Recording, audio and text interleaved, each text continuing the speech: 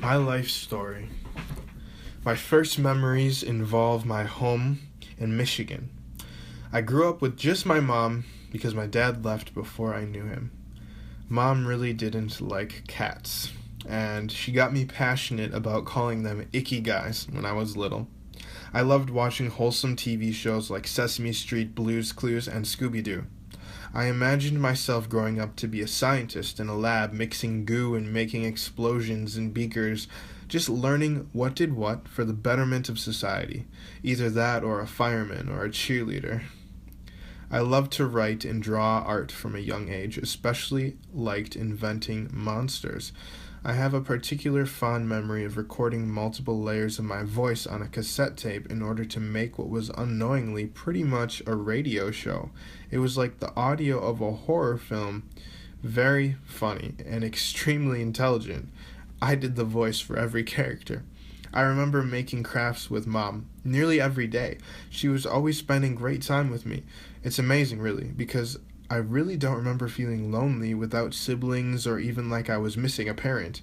Whenever we traveled to Wisconsin to see my cousins, that was the equivalent of a pilgrimage to me.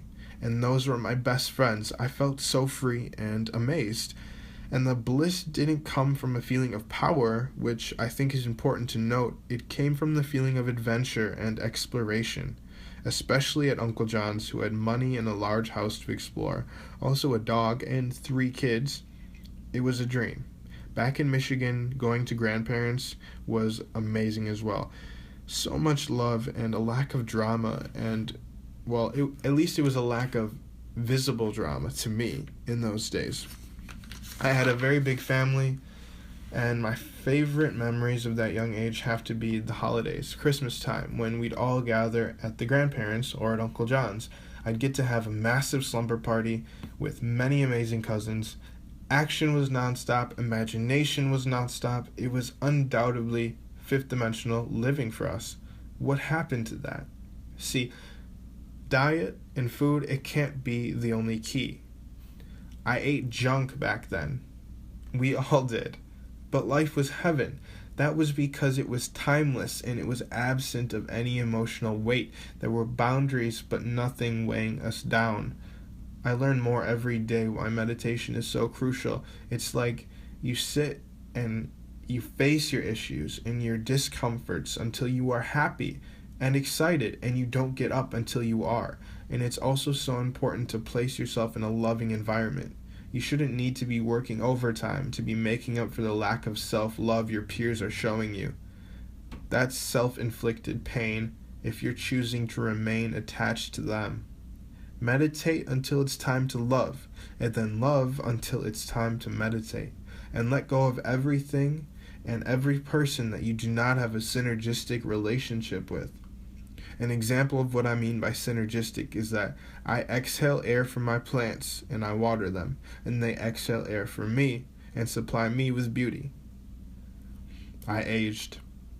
Time seemed to begin moving much slower once I got into 5th grade. In 2nd grade, however, I was still vibing, and I was in love with storytelling. My mom had given me her old PC to use in the basement of our new house in Wisconsin. I specifically remember 2 novels.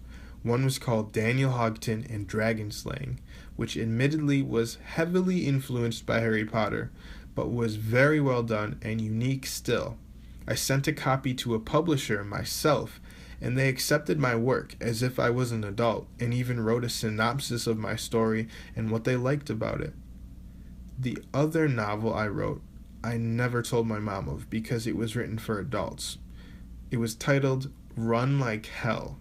It was about a 40-year-old hacker, a very cynical man who broke into some government building and was stealing identities and using their money and remaining ghost as he continuously swapped identities. Heavy stuff for a 2nd grader to be writing. Life was expanding abundantly for me because now I lived in the same city and went to the same school as my 3 cousins who were the children of my Uncle John. School was easy and fun for me, up until 5th grade, with the first strict teacher. See, I was a class clown. Time dragged on as more and more became expected of me, in the classroom and outside of it. I had homework now, and chores, and interest in my appearance and impressing girls. A lot of weight on the emotional body that I know is not unique to me. So naturally, this was the year I dived heavily into my escapism tendencies. Though I still had much zest for life, I became obsessed with eating ice cream every day and began to pack on unnecessary weight and inflammation. I got chubby. I also dived deeply into reading fiction, constantly, all day, at school, sometimes at recess, all night at home, and always in the car, so I never knew directions or how to get anywhere. This was the year I began to work on a vampire novel that I'm still working on to this day, with the intention of building a world comparable to that of Harry Potter in its adventure and depth. As grade school progressed, I saw myself as more and more of a writer, a soccer player, and a hacker. I started torrenting movies illegally and writing viruses in 6th grade. I actually built my first website in 2nd grade.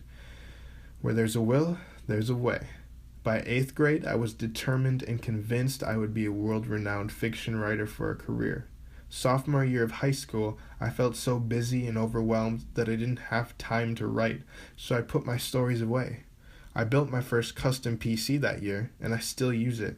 I began using FL Studio to produce music that year. I also began a YouTube series of comedy vlogs that year, which eventually evolved into a love for filmmaking and a desire to not only tell stories that way, but to express music through that medium too. It was an incredibly transformative time. I also started bodybuilding that year, which began my journey into the realm of personal development, which led me into Eastern philosophy and transcendentalism. Liberation became my primary goal. I wanted freedom. I wanted what the monk on the mountain had, and I wanted to bring it down into society and channel it into my art, into my films, and share it with the world. I studied philosophy diligently and took good disciplined care of my body as well.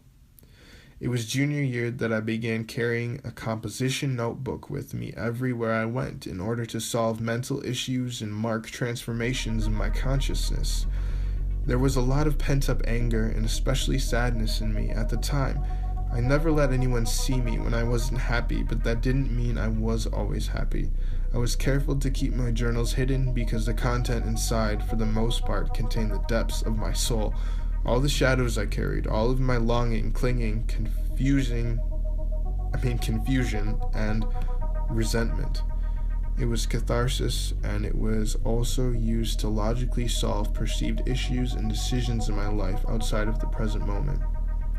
Eventually, I filled 3 of these notebooks, entitling them Contradictions 1, 2, and 3.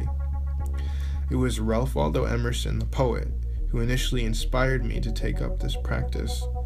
With such intense self-analysis, study of philosophy, and deep yearning for gnosis, it wasn't long before I reached and finally understood my goal.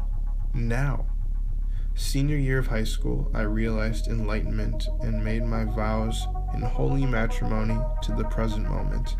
And that's when I stopped writing my journals. That's when I began the process of letting go rather than building onto. Since then, my life has not been my own, but rather an extension of the hand of God. My mission is to see the unconditional love from which I am made and to channel that awareness into everyone I encounter by simply being myself. And in doing so, over the past couple years, I've been developing, or rather uncovering myself in the arts, specifically in graphic design, vegan culinary arts, writing once again, film, music production, and I've written a book containing the simple and profound insights I've come to see. It is entitled Tokens of a Sound Mind, and that is a very simple version of my life story. Thank you.